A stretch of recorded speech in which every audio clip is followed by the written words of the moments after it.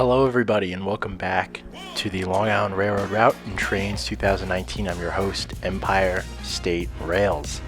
I hope you guys have had a good couple weeks. I'm sorry I missed last week's upload. I'm kind of being thrust back into full-time college stuff. You know, this semester, what my school really likes to do is they get you off guard. They get you off guard for like 2 weeks. You don't really have to do anything. Then all of a sudden, out of nowhere, in like a week and a half, you have to do just a stupid amount of work all at the same time. You know. So and it's not even like they'll give you like a little bit of like leeway or something. Like it's due in 1 week. You know what I mean? I don't know. It's just I tend to kind of always get screwed over with that. So I apologize for missing last week's upload, but we're here, we're back. Over the weekend I gotta work over the next episode because this is the most recent up-to-date like footage of the route. This is the last footage. I've taken this from a couple weeks ago. This is from 2 weeks ago. This was, I think, right before or right after Grand Central Madison opening, which was a big deal. You know, that was the first extension the Long Island Railroad has seen in I think the number was over 100 years, because while it's certainly changed and the lines have definitely closed in the last 100 years and the railroad certainly got smaller, this is the first expansion that it's had. So yeah, I mean it's it's a beautiful terminal. It really is. You know, at first I was kind of bitchy about it, and I was saying, it doesn't fit with the rest of the look of Grand Central, which I hold true. I think the white is just a little bit too modern looking, but I like that they kept the arches and it's nice, and they could have done a lot worse in terms of how modern architecture looks these days. But I was on the first train ride. I went with my friends. It was a great time. Just to see him again, and because I ain't seen him since they ran the Train in Many Colors. So it was great to see him. It's always good to hang out with your friends, especially your rail fan friends, because you can just kind of geek out and you can talk to them about it, and it's not you level with them. It's our people. They're our people. And that was fantastic. It's a truly beautiful looking station, and it's very funny because it's very similar looking to the 2nd Avenue subway stations that were opened in 2017, I want to say 2016, 2017. So it was just very funny when the train pulled in. It was really trippy because you're on an M7, but it feels like you're pulling into a subway station, so that was very funny. Everyone, I didn't meet anyone. I know that the governor was there. A whole bunch of MTA big heads were there. I didn't really care to see any of them. I actually wanted to throw tomatoes at Kathy Hochul, but hey, listen, I didn't come with tomatoes. That was my bad. But I have a kind of stupid commemorative ticket, which kind of looks like crap. But whatever. There's bad sides to it and everything. But I found it funny that in the midst of this, Trainz Long Island Railroad route would be, one of the most notable extensions to the Long Island Railroad in the last 100 years. So I find that very cool. So let's talk a little bit about what we got going on here. So the last couple clips you saw, what I want to really do is I want to hammer out, hopefully by next episode, I want to be able to just get the entire western part of the track, like west of the Oyster Bay branch. I want to get that part of Mineola just done with. I just want to get it over with. The farther west you go, like the farther away from tracks you go, it's fine because you just copy and paste suburbs and no one's looking at that point. I just want to do that because I hate, like, if you have a far render distance and I hate seeing like off the edge of the world. So it just bothers me so much. So I'm gonna, add. There's gonna be a good amount of baseboards, and the problem with Long Island too, especially Nassau County, is that it's very you know, it's suburbs, it's flat land. It's not even like Westchester is suburbs but hilly. You know what I mean? Like the Harlem line up the Hudson Valley. It's, you know, sorry, not the Hudson Valley. Well, there's the Hudson Valley, but then there's also the Harlem Valley. But even doing the New Haven line, like doing the Metro North is a lot easier to keep the oh geez, what's it called? Oh no, I forgot. This is like a common filmmaking term. Oh, I can't believe I forgot it. The expectation, suspense of belief. There you go. The suspense of belief. You're able to keep it because you're not seeing the edge of the baseboard. However, with this route, that's gonna be, you know, try as much as I want, you will see the end of the baseboard. So you just have to try, you know, your hardest to not look. But the parts that are closest to the tracks, so like my mentality with this is, and you'll notice I'm not even going 1-to-1 with Mineola anymore. And by 1-to-1 I mean I'm not putting down every single little, you know, mailbox and fire hydrant, because I think my mentality with this now that I've been doing it for a little over a month is the stations are going to be top priority. The stations, I will try to get down to every single little detail. I will try my hardest for the stations, because when you're at a station, you're stopped. You're there for a while, so you look around, obviously. And when you look around, you're going to notice things, right? So obviously I want that attention to detail to be extremely important.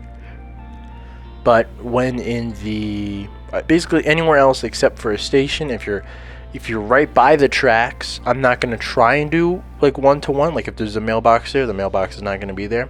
But I'm obviously going to try my hardest, like these buildings, and basically if it's within like a 1-block distance, so that way you zoom out a little bit, I'm absolutely going to try my hardest to make accurate. You know, I'll have to take some liberties if, you know, I have the chance, you know, because it's not exactly important if, you know, the ramp down the buildings doesn't look the exact same, because, you know, you're really never going to see it. You're going to be going by it, you know. You're going to be focusing on the train and the stuff that's right in front of you. So, and then just the farther back we go, the less detail it's going to get, and the more copy and pasted it's going to get. And that's going to be that, you know. I'll add some more trees. Maybe I'll add some slight bumps. Bumps is in like hills in the back, just to try a little bit. But what we have here is this is Willis Avenue, right there on the left, and everything else are the kind of side streets. These are all named after presidents, I believe, because I know there's like Lincoln, Washington, so yeah, I think, yeah, Jackson, yeah, so they're all presidents, not my part of town. So these are the President Row, I guess we'll call it. And it's this weird stretch. It goes from, it's very odd. It goes from baseball fields, like a sports field, and kind of like law offices, to then smaller condos. Then there's that funeral home, and then there's these buildings, and then it kind of goes back to buildings, and then it goes to the edge of where Jericho is, which is just this weird mixed match of like random crap. It's very, very interesting. There's like no proper zoning laws in Mineola. It's just this total mix of crap. So what I got going here is there's this ramp that kind of goes down to one of these buildings, and you know, again, it's within a 1-block radius, so I'm not going to try and get it, you know, picture perfect, but, you know, it's noticeable where if you don't see that, you're kind of going to go like, oh, okay, that's weird, that should be there. Maneuvering with these, that weird gravel thing was annoying. And, yeah, these buildings, they're not, even the building layout, I couldn't get what I wanted because they were a little bit too big in game. Compared to real life, where they're a lot more skinnier, but that's okay, you know, we live to find another day. It's okay.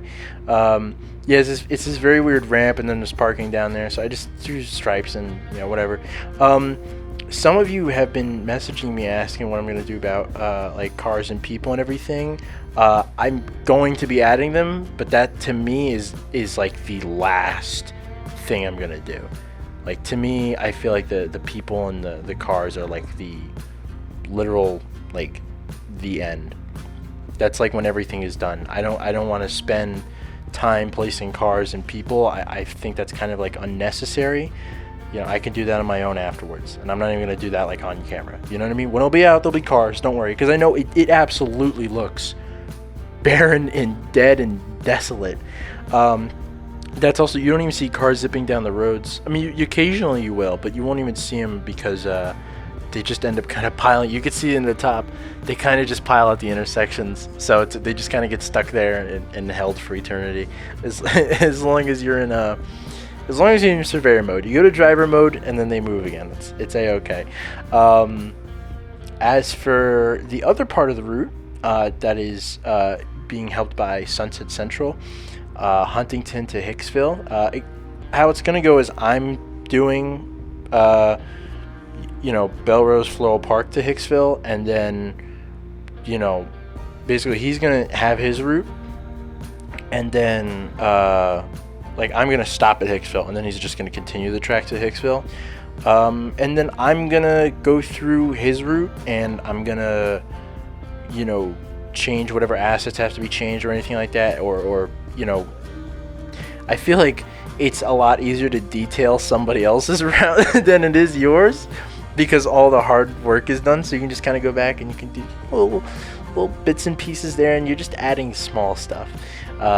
Compared to this, where when you're doing the bulk, and you're just creating these big sprawling cities and towns, and you're like, I don't want to do detail work, leave me alone. So who knows, maybe I'll have him or someone else do the detail work for my part of the route, who knows. That's that. He's doing some reskins of MP15s and some other stuff, so that'll be great. I also have someone else who's gonna do kit pashing, but yeah, it's looking pretty good. I have to reach out to more people though about getting 3D assets done. As I stated before a lot in episodes 1 and 2, and probably last episode as well. And now in this episode, it's going to be the common trend of the very specific buildings and assets that the DLS just straight up does not have. Such as Mineola Station and weird elevator overpasses and bus terminals, and especially Hicksville is going to be very interesting, because Hicksville is an elevated station, and I'll tell you what, when it comes to elevated station assets on the DLS and what I've seen in Trainz, little to none. If you look at the old Northeast Corridor ones, it's just kind of leveled track and then normal stations, but they're just kind of raised. It just doesn't, it looks weird, and I can't do that, because it's strictly you can go underneath. It's not ballast, it's not a hill, it's not an embankment, so that one is going to be very interesting to see how that turns out. We got the baseball diamond over there though. Go Mustangs, go the Mineola Mustangs. On that billboard, it's reskinned, but I have to talk to someone about how to get reskinned assets on the DLS for you guys to download it. That way when you download it, you don't get a whatever the hell was there before. I think it was a Yankees thing, and I was so disgusted by it. I was like, I have to absolutely replace this with a Mineola Mustangs thing, because fuck I was gonna say fuck the Mustangs, man. Fuck the Yankees, man. Let's go Mets. And with that, we're kind of wrapping up the end of this episode, coming in at 15 minutes. Just doing the finishing touches on this parking lot here, using a variety of textures. Cracked pavements really kind of being the big thing to drive it home. And then we're doing this little grass patch behind the foxes. That's about it, and we got a minute left. I just want to say thank you so much. The support for this route has really meant a lot to me, and I'm really happy that I'm able to kind of push forward with this channel. Hopefully I'll be able to kind of bang out and have another 3 videos in reserve, because there's some other videos that I'd really would love to do. I don't want to say what they are now, but if all goes well, you guys should start seeing some really good, great stuff. Hopefully, let's shoot for before spring break. Maybe not. I don't know. College work. I got a lot to do. One thing's for sure is you guys are definitely gonna see a full documentary out of me this year. I'm gonna upload my school documentary, which I'm doing about the famous railroad photographer Winston Link and his work, and I'm gonna be uploading that here, so you guys are definitely gonna be able to see that.